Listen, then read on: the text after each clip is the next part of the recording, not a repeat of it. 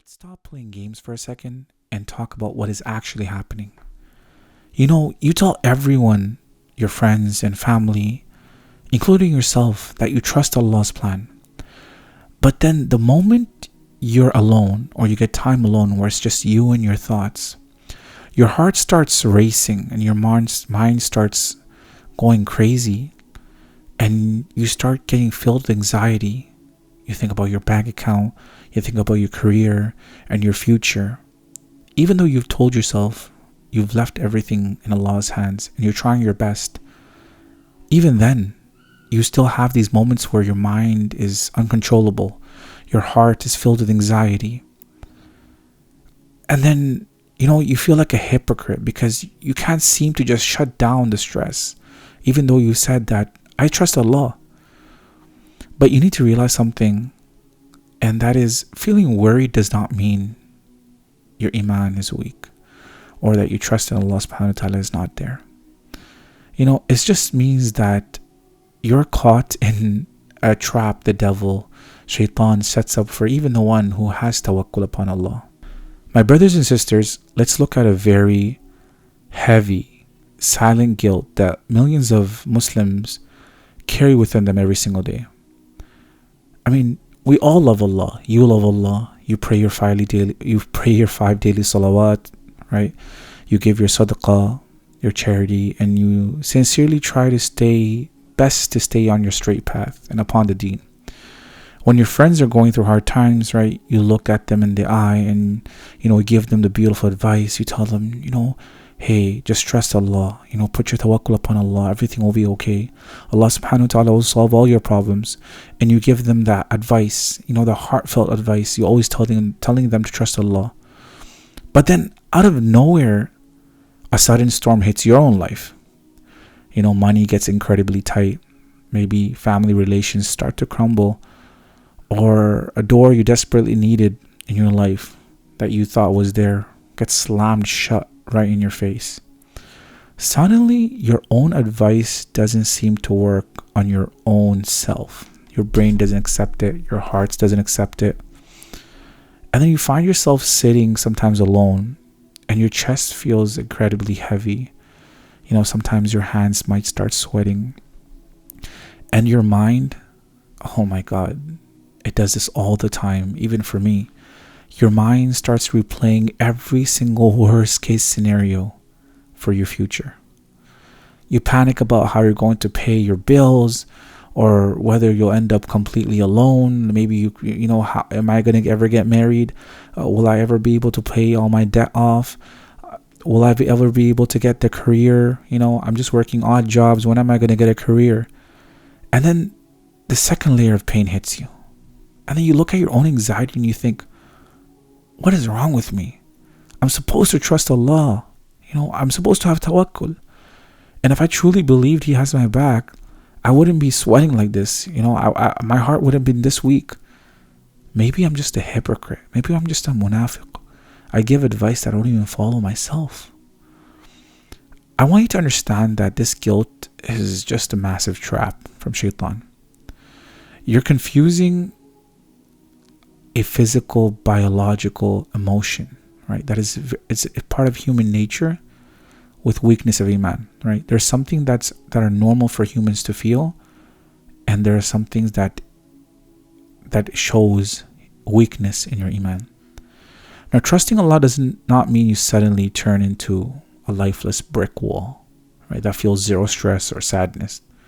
Trusting Allah means that even when your eyes are tearing up, even when your body is shaking with fear and your soul anchors itself to the fact that He is the master of your tomorrow, right? Even though that you're going through so much hardship, your soul still tells you, and it still fights all of those human emotions, your bodily, physically, and mental emotions, and tells you that at the end of the day, Allah subhanahu wa ta'ala is your controller of tomorrow. Right? Your soul still sticks to its roots of what you've conditioned it to feel like and to believe, which is having tawakkul upon Allah subhanahu wa ta'ala. Your panic, my brother and sister, isn't a sign that your iman is weak. It's a sign that your mind is currently being occupied by shaitan, right? And you need to know how to protect that, how to protect yourself from shaitan's whispers. Now, why do we experience this massive wave of panic right after we decide to trust Allah, right? After you say you're going to trust Allah, and then suddenly you're panicking. It comes down to understanding the exact battlefield of your mind, right? Shaitan does not waste his energy attacking people who are already lost. They're already lost. Shaitan doesn't really have to keep making them more lost. Right? Here and there, he'll go and he'll make sure they stay lost and they don't come back to the path. But he doesn't have to put all his effort into them. Right? He doesn't go to the club or a casino to put doubt in people's hearts because they're already doing what he wants. Right? He brings his heaviest weapon straight to those who are upon the firm path, and they are true believers. He uses his worst weapons on them. Right? The exact second you say, Ya Allah, I leave my future in your hands, Shaitan's sitting on your shoulder and he begins his counterattack.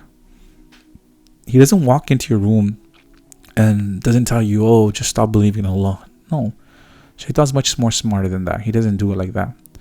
He uses a much more subtle and dangerous weapon that we all face every day, and it's called waswas, right? The whisper of doubt and fear, right? He starts whispering, and his whisper has such an effect on us.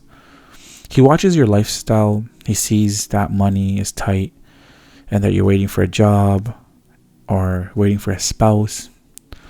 And then he just begins to whisper questions into your ear.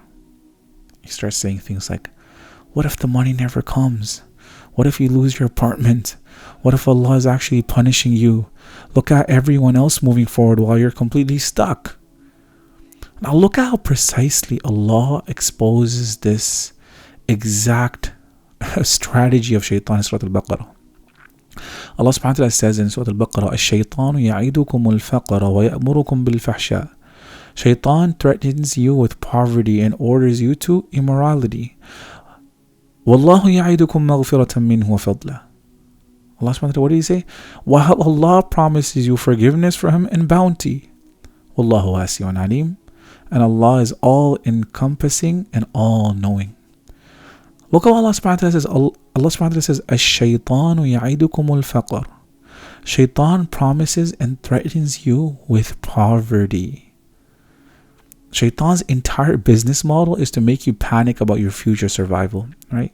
We're all guilty of that, my brothers and sisters. Not like even me as a speaker, we're all guilty of that. Shaitan puts that in our minds, right? You'll tell yourself, okay, everything is okay, everything will be all right. Allah subhanahu wa ta'ala has my back. And then you take that deep breath, and then next Shaitan's there. And he's just like, whoa, wait a minute. What do you mean everything's going to be all right? What about this? What about this? What about this? He'll bring 101 different problems to make you retract that statement of tawakkul. He wants you to live in a constant state of financial fear, right? Relationship anxiety and scarcity. Why? Because an anxious person is incredibly easy to manipulate. When you're terrified of being broke, you're much more likely to take a corrupt haram shortcut to make money, right? When you're terrified of being lonely, you're much more likely to stay in a toxic, sinful relationship. The stress you feel is a calculated, we can maybe describe it as like a cloud of smoke that is made by shaitan to make you look away from the promise of Allah. And what is that promise? وَاللَّهُ يَعِدُكُمْ مَغْفِرَةً مِّنْهُ وَفَضْلًا. Allah promises you forgiveness and abundance and bounty and his treasures. Your mind is currently choosing to believe the threats of a broke, defeated devil, right? Shaitan he doesn't have anything. His whole purpose is to lead us astray. And you really want to believe shaitan over Allah subhanahu wa ta'ala? Allah subhanahu wa ta'ala says he promised shaitan يعيدكم الفقر. Shaitan promises you poverty, right? But shaitan's promises are never true. Allah's promises, wa'ad Allahi haqq, and the promise of Allah is true. So whatever Allah says in the Quran for you, that is the only truth. Shaitan's stuff is all nonsense. Now let's completely destroy the idea that feeling worried means you're a bad Muslim. Right? Let's look at let's look at the best human beings to ever walk this earth. Who are they? The prophets of Allah. All the messengers, they were the best human beings. Now if you read their histories in the Quran, you will find that they faced moments of intense human fear and distress, right? Yet their trust in Allah remained absolute. You look at the Prophet, you look at the stories and the tests of Musa alayhi salam, when he was a young man fleeing from Egypt, right? He found himself sitting under the shade of a tree in a strange city. He was completely homeless. He was starving with zero money to his name. Now, he didn't sit there acting like an emotionless robot, right? He turned his face to the sky and made a dua that every single one of us stressed, even whether you're stressed or not, whether you have money or not. And it's a dua that we should all make. We should all memorize. It's from the Quran. It's Surah Al-Qasas, right? Chapter 28, verse number 24. And it is Rabbi inni lima anzalta ilayya min khayrin faqir. My Lord, indeed I am for whatever good you would send down to me in absolute need. Oh my Lord, I am in need of any good you send down for me. I am in desperate need. Rabbi inni lima anzalta ilayya min khayrin faqir. Any good you send for me, I need it. Musa alayhi salam was feeling the raw emotion, the human weight of being broke and isolated. Later on in his life, when he was leading his people out of Egypt, he found himself trapped between a massive roaring sea in front of him and the ruthless army of Fir'aun charging right behind his back. The people around him started screaming in absolute panic. We are caught, we are completely ruined, we are going to possibly die. Musa alayhi salam felt the human gravity, and he felt anxious and he was terrified, right? His eyes saw the same danger they saw. But look at how his brain was rewired. Of course, he's a prophet, right? But this is something we need to learn from. We're not ever going to be like them, but we can learn from them, and we can try to implement how they were so brave and how much they trusted Allah subhanahu wa ta'ala. Now, he didn't let the visual panic dictate his soul and his thought process. He looked right through the crisis and he shouted, قَالَ كَلَّا إِنَّ مَعِيَ رَبِّي سَيَهْدِينَ. He said to his people, he said, no, indeed with me is my Lord. Indeed Allah is with me. He will guide me. He didn't know how Allah would solve it, right? Fir'aun's arm is right behind him. He didn't know how Allah will solve it, but he said Allah will solve it. He didn't have a plan. He just knew the one who managed his past was fully capable of parting the sea of his present. Now think about how the Prophet ﷺ was inside the cave of Thawr while the assassins of Quraysh were standing just inches away from his hiding spot. His friend and companion Abu Bakr as-Siddiq radiallahu anhu was shaking with anxiety, crying out, O Messenger of Allah, if any of them looks down at their own feet, they will see us. The Prophet ﷺ didn't tell Abu Bakr that he was a bad Muslim for feeling afraid. He didn't look down upon Abu Bakr radiallahu anhu. He gently placed his hand on his shoulder. He placed his hand on Abu Bakr radiallahu anhu's shoulder and reminded him of the perspective and how we as Muslims need to be optimistic. He said to Abu Bakr radiallahu anhu, O Abu Bakr, what do you think of the two companions when Allah is the third between them? Right? So do not grieve, for indeed Allah is with us. If the greatest companions and the elite prophets experienced moments where their hearts raced, right, and their bodies felt stress of the trial and test Allah subhanahu wa ta'ala given them, now stop judging your own iman based on your temporary emotions, temporary situations. My brothers and sisters, if you're going to survive the psychological warfare of this modern world, you must really learn how to actively manage your perspective. Perspective is king. You cannot stop a bird from flying over your head, but you can absolutely stop it from building a nest in your hair. Right? You cannot stop shaytan from whispering fearful thoughts into your brain, but you can choose to refuse your identity based upon whatever he says to you. Ibn al-Qayyim rahimahullah, he said, when a worrisome thought hits your mind, do not fight it directly on its own terms. Instead, immediately jump to the remembrance of Allah. For the heart is like a vessel. If you fill it with water of absolute certainty, if you fill it with absolute certainty of God's mercy, of Allah subhanahu wa ta'ala's mercy, there is literally no physical space left for the oil of shaitan, for shaitan to enter, or shaitan's panic to enter your heart. Now, the next time you're laying in bed, and your stomach is in knots and about your money or your marriage, you need to excuse those thoughts, right?